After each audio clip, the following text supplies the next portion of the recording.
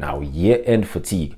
Now, this is where your mind, body, and soul is telling you, bah, we are not going to do this. I'm tired, nkatele, I'm finished, kaput, and all I need is a rest. Now, yes, you could take a rest, but there are more advanced strategies that will help you deal with year-end fatigue and keep bouncing back so that the last few weeks of the year you can crush your goals while not sacrificing your family time. First tip here that I'm going to talk about is more of a mindset shift, and you need to realize that it's okay to feel this way. I mean, we've been through a global pandemic, things have been changing, uncertainty, all of these things that you need to deal with. And now that the numbers are going down a bit, people are starting to be more ambitious to say, look, the past 2 years have been nothing, so now I need to ramp up my goals. And that can have adverse effects on your body and your system where you're working longer hours. So realize that it's okay to feel this way. If you know that it is natural to feel tired at this part of the year, especially if you didn't take leave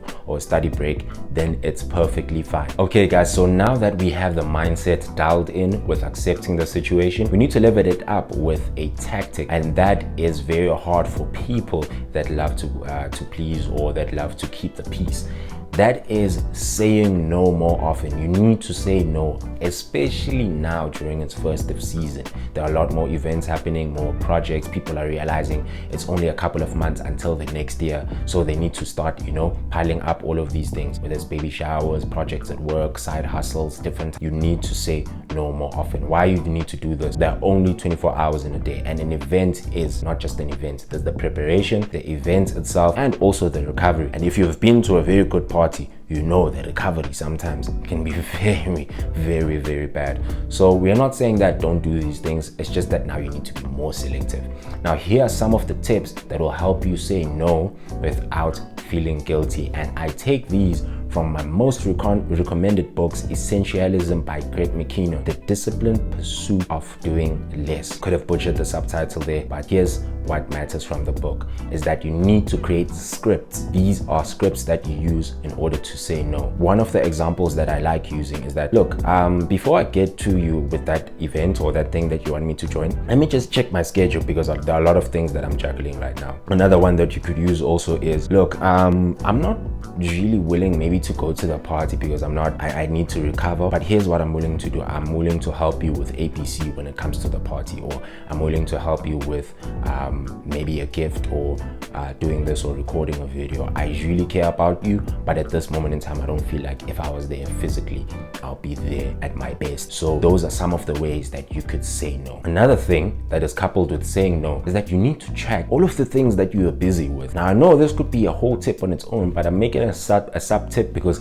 it's the end of the year. Things are busy, things are moving fast. We don't have time to whip up a spreadsheet or whip up a very elaborate document and track everything we need to do. Open your app's phone, notes app on your phone, right? And list all of the things that you're busy with. List them out, and you need to look at the list and look at your top priority. So these are the things that are generating you income. These are the things that are rejuvenating your body or making you feel much more alive, like exercise, meeting a couple of people. And then you'll see in that list that there are certain things that you're doing on a daily, weekly basis that are not really benefiting you. So you need to cut those off. That's when you cross those off and you say no, and you uncommit to those things and tell the people that, look, I thought I could do this, but I'm not being at my level best, and I want to be at my level best for you. So I'm sorry, I need to drop out of this one. Okay, now with this one, you need to control your access, limit it.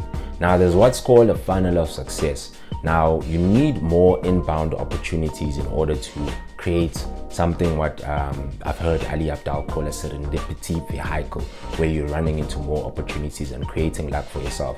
But here's the thing, burnout comes when the inbound opportunities, what's coming in and what's happening at your capacity to provide for those inbound capacities becomes low. So you have less capacity than you have opportunities. Now you need to limit those opportunities that are coming in, and that is controlling your access. Now, how do we do that? We do that by setting certain times of the day where people know that they can't have access to you. They just know that from this time until this time, you can't get this person. Now, I implemented this tool in varsity. A lot of people knew that I wasn't working beyond 9 p.m. 9 p.m. I was just not working. I was not studying. That's it. I maximized my time during the day. right? Then I had some recovery time, with friends and peers and things like that. And then I did some work crunch time around about 7 up until 9. And then after 9, you couldn't get to me. I don't care how big of a project it is. I'm just not going to be accessible at the time. Now, here's the good effect of that.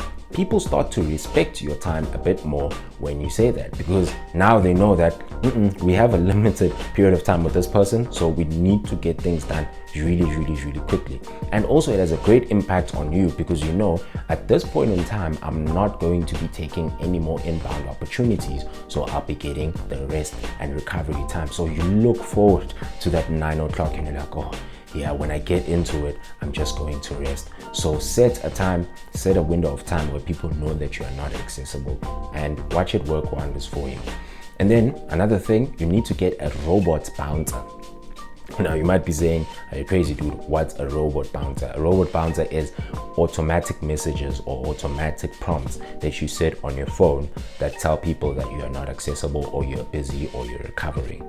Now, people have asked me, why do you use WhatsApp Business? I use WhatsApp Business because of that function. If I know that I'm not feeling quite well and I need to take time for myself, I set an autoresponder, which you can see here on WhatsApp, that says, look, I know you might be needing something, but if it's an emergency, call me. Or on my SMS, if you're SMSing me, I set an autoresponder to get back to you to say that maybe it's my recovery time or I'm out of it. Or if you call me, then I can just swipe up and send one of those automatic messages that tell you that I'm not available. If it's an emergency, please call me again, right? And then you might need to consider having a media detox. Now, what is a media detox? Now, we've heard about social media detox, where you delete all of the apps from your phone and you make your phone naked and you just live like people in the 2000s without any social media. But media is all around us, and we have a culture of being on always. So a media detox could mean cutting out media in general and just living like our forefathers and just taking things slow. I've done this a couple of times where I've deleted social media apps. I've closed YouTube on my multiple devices, and maybe the only thing that I'm listening to maybe are audio podcasts, and maybe it's just funny stuff, comedy, just to lift my spirits, or it's maybe business stuff, and I only listen to one per day. Now, what it does is that, remember, we have multiple streams of information that are coming to us. So now if you set some time off, you're taking the time to think about all of these things that you have seen, heard, or heard people speak about. So now at least you get some time to synthesize all of those thoughts, let them rest. Yeah, if you notice the structure of this video, I started with the basics, with the advanced tips, and now I'm ending it off with the basics again. Now go back to the basics. First off, start with your sleep, right? Optimize your sleep. You know those common things that we say: don't take coffee at least after 3 p.m. Start taking tea rather than coffee. With your sleep, move around your bedroom such that you use less devices on your bed. So now I switched up my bedroom slash workstation slash studio to have all of the devices in one place. Yes, it makes for inconvenience when I need to watch something on the bed, but now I know exactly I won't be doing that because all of the devices charge on one side. So that's my media consumption side. And when I need to go to the living room and eat, that's where I do most of the media consumption. The bed is just for sleeping. So that's one way to optimize your sleep. And then at least 1 hour before you sleep, charge all of your devices and leave them there, and turn off the lights and just go back to sleep. Another biggest culprit when it comes to year-end fatigue is your diet. Now we're getting more busy. We don't have time to cook. Work projects, it's just crunch time and everything is just getting busy. So we tend to neglect and we tend to order in food, or we tend to eat things that are less than great for our bodies. Now, one trick that I use in order to not think too much about my diet or not think too much about my nutrition while still making gains on it is that I have set menus that I go into. So I know that if it's lunch, I'm having something that is a bit lighter, right, with more greens.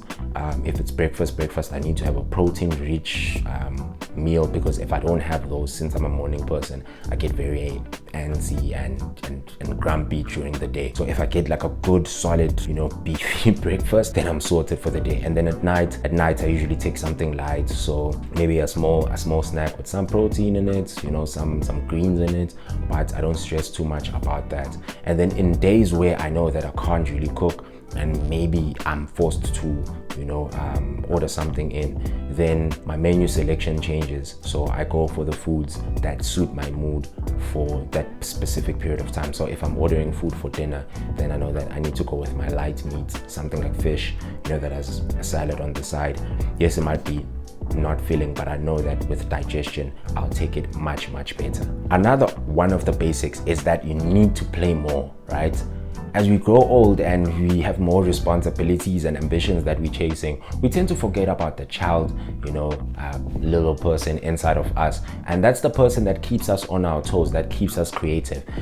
Countless numbers of studies have shown, even in books, The Now Habits, Essentialism, they've shown that play is essential. Movement is essential for your productivity and creativity. So I know some people might be parents watching this channel, and they might have little ones that are bothering them during their work day if they're working from home, and you might say, no, look, I have all of this work that I need to do, I can't play with you. But here are some of the ways that you can inject play and exercise more into your life.